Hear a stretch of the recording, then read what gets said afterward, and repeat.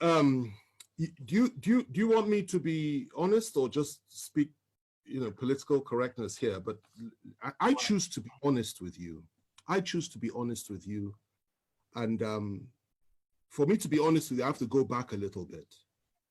But let me start with the situation that we're facing in this country today. If you believe that those that are in power in Nigeria today would ever contemplate the possibility of giving power to an Igbo man in 2023 or thereafter, then you still haven't fully understood the challenge and the problem that we have in this country today.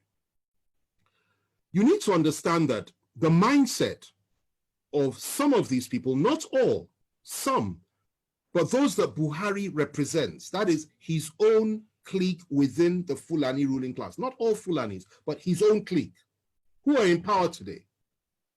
Their mindset is that the most dangerous people in this country and the people that they must suppress more than any other are the people of the Southeast.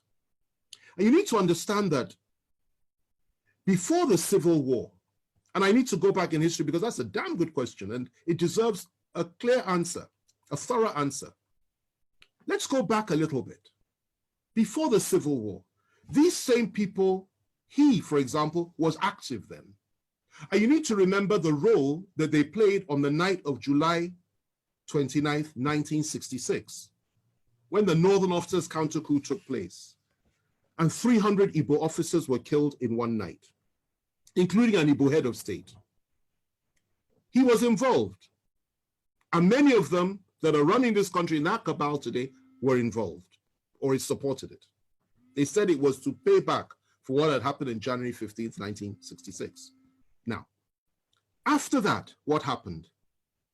The same people unleashed their people on Igbo civilians in the northern part of this country, and the figure that is often cited is 30,000 were killed. It's not true. Closer to 100,000. Not only were they killed, people, women had their stomachs cut open, and little babies were pulled out and their heads were dashed against the wall. That is what they did then in 1966, before the Civil War. And the Igbos were slaughtered like flies all over the north by these same people.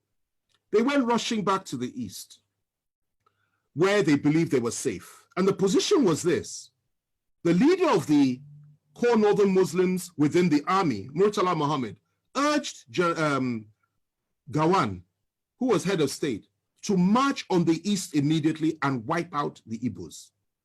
Gawan, to his credit, refused to do that and said, no, let's negotiate. And the negotiations started. They broke down, then there was a civil war. In that civil war, 3 million Igbos were killed by federal forces. They were killed by all of us. I'm from the Southwest. I take responsibility for that, as every other Nigerian ought to. Civilians, not soldiers, 3 million, including 1 million children, subjected to genocide, subjected to mass murder, subjected to ethnic cleansing by us. The war ended. We did not apologize. Instead, what did we do? What did we do? We took all their property in the name of abandoned property. We gave them £20, even if they had $1 million in the bank.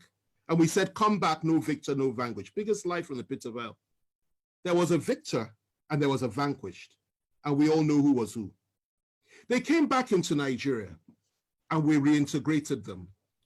But even with all the reintegration, no Igbo man could be trusted to be General Officer Commanding GOC until Obasanjo came to power in 1999. Igbos were not allowed to rise up within the military or in any power configuration in the country. It was something that was understood, that you never put an Igbo man in a position of real power. You can give him appointments, but you don't put him in a position of real power. Okay. Obasanjo came, made General Abiaku, I think his name was, GOC. And then from there, Jonathan came, he appointed an Igbo chief of army staff. Okay? Yes. My wife is reminding me of the name, Ehejireka. You know, he appointed an Igbo chief of army staff. Okay? And we thought things would go on that way. There would be a reintegration of the Igbos. And Obasanjo integrated many Igbos, people like Obi Ezekwesili, and Uba, so many came in and playing key roles, key positions. We thought things would get better. And unfortunately for us though, in 2015, everything changed because Nigerians elected, in quotation marks, a man that had, again, I say it again, a different worldview and went back to the pre-1966 disposition and mentality of things. And that position was that Igbos cannot be trusted. Igbos have no rights. Igbos are members of the, he called them 5%, I believe, that didn't vote for him. And his mindset was he will teach Igbos the lesson of their lives. And he has done precisely that. If the killings had stopped then, I would have said, okay, fine. Everything we've said is history. But sadly, it didn't stop. Igbo youths, IPOB youths, Igbo nationalists have been killed under this government. More have been killed than at any other time during this, apart from during the Civil War, under this government. Igbos have been hopelessly marginalized by the government. Igbos have been treated with contempt by this government. Not just Igbos, Southerners, Christians, and Middle Belters. They've added that one as well. And that's what's going on. And what the Igbos were subjected to by all of us in 1966 is what we are all being subjected to now by those that are around Buhari. Now, going to your question, given all that, before I come to that, let me just add this. IPOB says they want to have a referendum. They want the right to self-determine. And you label them as terrorists when none of them has ever carried a gun, as far as I'm aware. I was in prison with Nnamdi Kanu. I had extensive discussions with him. I got to know him. I understood his mindset, and I could feel his pain for his people. Yet they say they want to have a referendum. You say they're terrorists. Meanwhile, those that are butchering our people every day in the name of ethnic domination and hegemony, in the name of furthering the ambitions and the aspirations of Usman Dan Fodio and Sa'amadu Bello and Buhari himself, the three Mahdis, you don't call them terrorists. You pat them on the back, you refuse to arrest any of them. And you say what they're doing is okay. You encourage them, okay? And the same you, free Boko Haram terrorists, the same you once said that you want to apply Sharia all over the country. The same you said Muslims should only vote for Muslims. The same you says an attack on Boko Haram is an attack on the North. The same you has said so many things which implicitly are on line and on all fours with the Boko Haram philosophy. These are the people that have been ruling us for 5 years. And the same you has empowered the Fulani to a point that they have everything now. And you really believe that those people in 2023 will sit down and say that they will allow a situation to arise whereby the one they hate the most can possibly take power in this country? They will not allow that to happen. Now, if you ask me what I think that would be the way forward as an individual. That if you really want to appease the Southeast, indeed the people of the South, why on earth not? Why shouldn't we have that? But the reality is that those that control the levers of power are diametrically opposed to that philosophy. They don't pretend not to be. They will never deny it. And they're not even hiding it. So they won't allow that to happen. What they will tell you at the very best is possibly we'll give vice presidency to the Southeast. And in a situation like that, if they did that, and the Northern president came to power, and something happened to him, I assure you they will never let an Igbo man take power. It's their mindset. Even the one that's there now, the Yoruba man that's there as VP. If anything happens to Buhari, I doubt very much they'll let him take power. The position that they have adopted is that power must remain in the North, in perpetuity for as long as possible. And they have rationalized it over and over again. So that's the situation that we're in. But left to me, two things. The first thing is this. That would go a long way to heal the wounds of the past, an apology for what we did to the Southeasterners and to the Igbos during the Civil War. Secondly, proper compensation and reparations for what we did to them.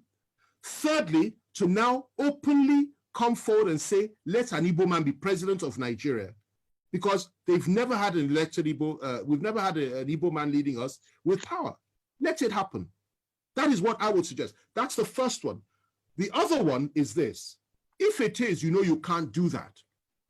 And if it is that the time for that has passed, because many Igbos will tell you, particularly those that share the philosophy of people like Nnamdi Kanu and even Masop philosophy, they will tell you they're not interested in that anymore. Then the other thing you can do is say, allow them to determine their own future, just as the people of Scotland were allowed to determine theirs, just as Britain, the United Kingdom, was allowed to determine hers when it came to Brexit, just as so many other countries in the world, through a referendum and exercising the right of self-determination. And I think that would make far more sense than to say just give them an Igbo presidency, which you and I know is not likely to happen. Let me end with this, okay? We are approaching 2023.